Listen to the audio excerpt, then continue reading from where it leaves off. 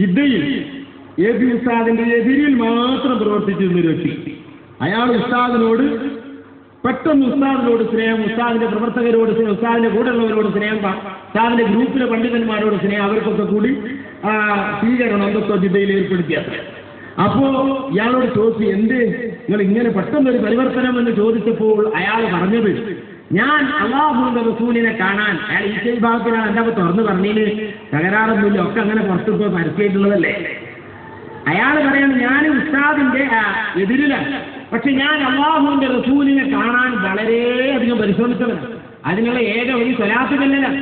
സ്വലാത്ത് ചൊല്ലി ചൊല്ലി ചൊല്ലി ചൊല്ലി അവസാനം അടുത്ത് ഞാനൊരു സ്വപ്നം കണ്ടു. എന്താ? നബി സല്ലല്ലാഹു അലൈഹി വസല്ലം തങ്ങളെ കാണാൻ വേണ്ടി ഒരു വലിയ സ്വപ്പ്, ഒരു വലിയ ക്യൂ ഞാൻ കണ്ടു. ഞാൻ അതിൽ ചെന്ന് നിന്നു. നട്ടുച്ച ടൈം, വേറെ ഒഴുകുന്നു.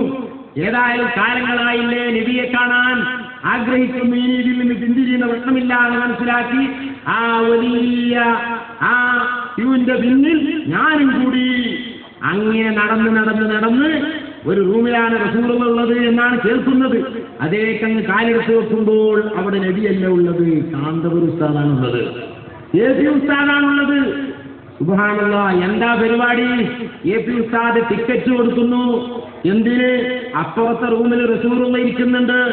ആ നബിയെ കാണാൻ AP ഉസ്താദ് ടിക്കറ്റ് കൊടുക്കുന്നു. ആ ടിക്കറ്റ് വാങ്ങി ഞാൻ അടുത്ത റൂമിൽ കയറിയപ്പോൾ അവിടെ റസൂലുള്ളാഹി ഇരിക്കുന്നു.